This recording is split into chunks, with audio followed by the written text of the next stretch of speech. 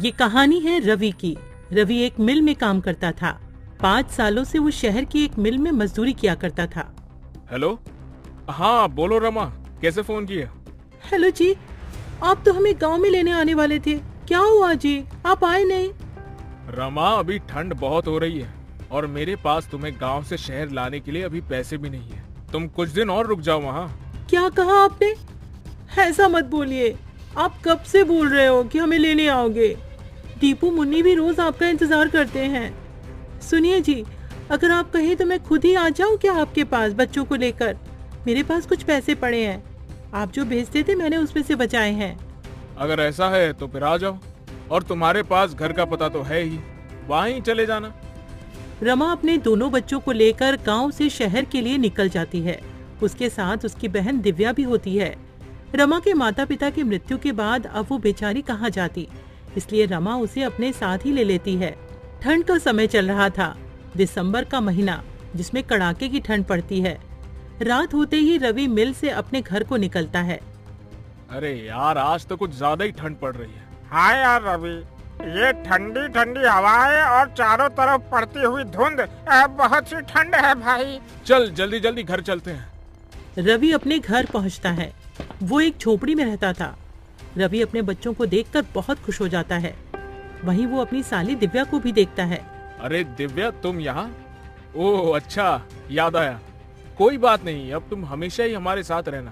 पापा, मुझे आपकी बहुत याद आ रही थी। हाँ पापा, आप हमें लेने क्यों नहीं आए? बच्चों, मुझे थोड़ा सा काम था। तुम दोनों ने कुछ खाया? हाँ जी, मैंने दाल चावल बनाए थे। आप भी हाथ मुंह धो लो, मैं आपके लिए भी खाना लगा देती हूँ। खाना पीना खाने के बाद सभी लोग फर्श पर सो जाते हैं। यहाँ रवि के पास बस एक ही कंबल होता है। अब पांचों लोग नींद में उस कंबल को अपनी अपनी तरफ खींचते हैं। एक तरफ रमा और रवि लेटे हुए थे, दूसरी तरफ दोनों बच्चे और दिव्या लेटी हुई थी। रमा को ठंड लग रही होती है तो वो सारा कंबल अपनी ओर खींच लेती है। ठंड तो उस समय सबको लग रही होती है, ठंड जो इतनी कड़ाके की पड़ रही होती है। तभी रवि उठकर देखता है कि उसके बच्चे और उसकी साली दिव्या ठंड से कांप रहे होते हैं और सारा कंबल रमा ने ओढ़ा हुआ होता है। रमा, उठो उठो जल्दी। क्या हुआ जी, आप जाग क्यों रहे हो? वहाँ देखो। रमा अपने बच्चों और बहन की तरफ देखती है और वो घबरा जाती है। उसके बच्चे और बहन ठंड से कांप रहे होते हैं। हाँ जी, आप देख क्या रहे हो? जल्दी से कंबल बच्चों पर डाल दो ना, ठंड बहुत है। रवि सारा कंबल बच्चों और दिव्या पर डाल देता है और रवि और रमा दोनों ही बिना कंबल के ठंड से ठिठुर के सो जाते हैं। सुबह रवि और रमा दोनों ही जल्दी उठ जाते हैं। रमा, तुम ठीक तो हो ना? तुम्हें सर्दी तो नहीं हो गई? रात को बहुत ज्यादा ठंड थी, मैं इसीलिए तुम सबको यहाँ नहीं बुलाना चाहता था। मेरे पास तुम्हें ठंड से बचाने के लिए कपड़े भी नहीं है, मुझे माफ कर दो। हाँ जी, आप क्यों माफी मांग रहे हो? आप चिंता मत करो, मैं बिल्कुल ठीक हूँ। आप तैयार हो जाइए, आपको मिल भी तो जाना है। मिल जाते हुए रवि परेशान सा लग रहा होता है।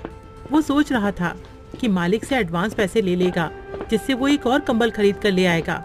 लेकिन जब वो मिल जाकर देखता है तो मिल में जोरों की आग लगी हुई होती है। वो अपने दोस्त प्रीतम से पूछता है, प्रीतम, ये मिल में आग कैसे लग गई है? ये कैसे हुआ? अरे क्या बताऊं यार, शॉर्ट सर्किट हो गया और मिल में आग लग गई। अभी मालिक आए थे, उन्होंने कहा कहीं और काम ढूंढ लो। मेरे पास इतना पैसा नहीं है कि मैं दोबारा काम शुरू कर पाऊं। रवि प्रीतम से ऐसा सुनकर और निराश हो जाता है और सोच में पड़ जाता है कि अब तो वो इतनी जल्दी कंबल कहाँ से लाएगा। ना काम है और ना ही पैसे। प्रीतम, अब हम क्या करेंगे, क्या काम करेंगे? देख भाई, मेरे पास कुछ पैसे हैं जिनसे मैं एक छोटी सी चाय की दुकान खोलूंगा। मेरे पास थोड़ी सी सेविंग्स है। तू बता, तू क्या करेगा? पता नहीं यार, मेरे पास तो पैसे भी नहीं है। जितने पैसे यहाँ से मिलते थे वो पैसे तो मैं अपने गांव भेज देता था। अब तो मेरे पास एक फूटी कौड़ी तक नहीं है। चल, मैं घर चलता हूँ, फिर मिलेंगे यार। रवि घर आ जाता है।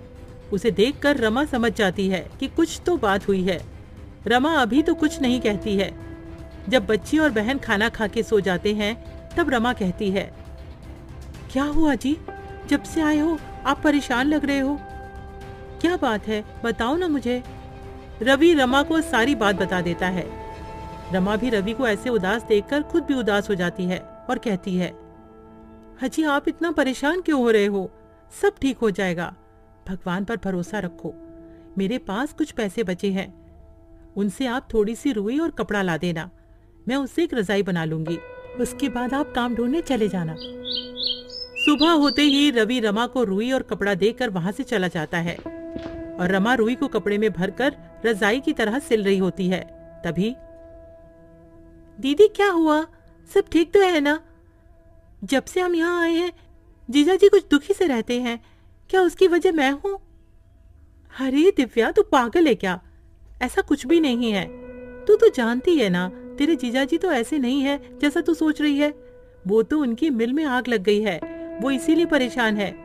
तू ज्यादा अपना दिमाग मत चला। हाँ, जाकर अब अपना काम कर।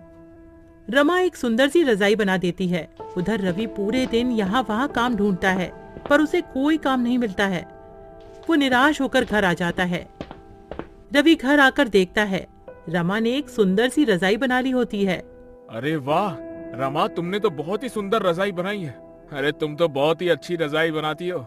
जी, वो गांव में खाली समय में मैंने रजाई बनाना सीख लिया था। आप बताइए, कहीं काम मिला क्या आपको? नहीं रमा, बहुत ढूंढा पर कहीं कोई काम नहीं मिला। कल फिर जाऊंगा, देखते हैं, कहीं कुछ न कुछ काम मिल ही जाएगा। रमा बच्चों को नई रजाई में सुला देती है और खुद दोनों मियाँ बीवी पुराने कंबल में सो जाते हैं।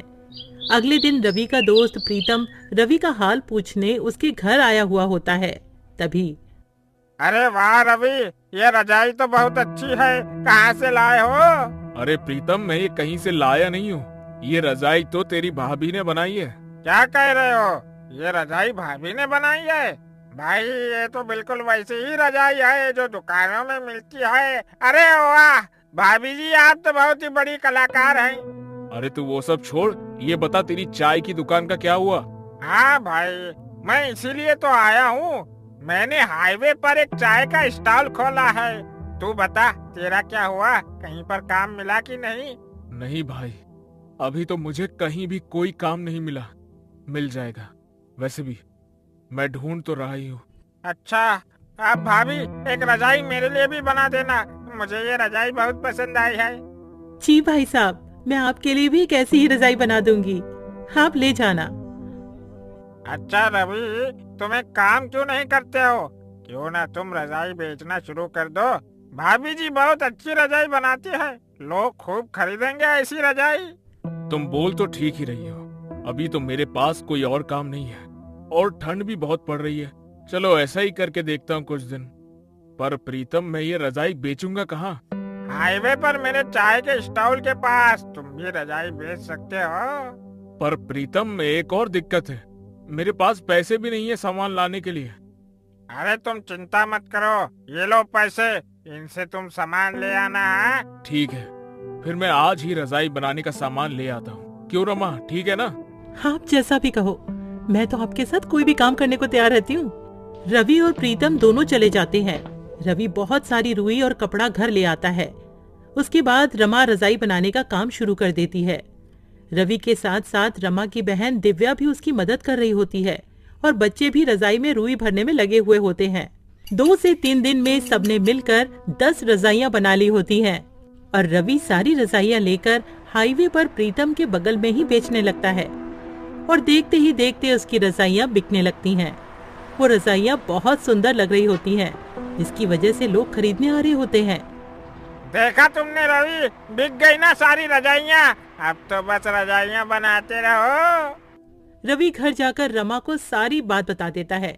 रमा बहुत खुश हो जाती है और रवि और रजाइयां बनाने की तैयारियां करने लगता है और रवि का रजाइयों का कारोबार खूब अच्छा चलने लगता है।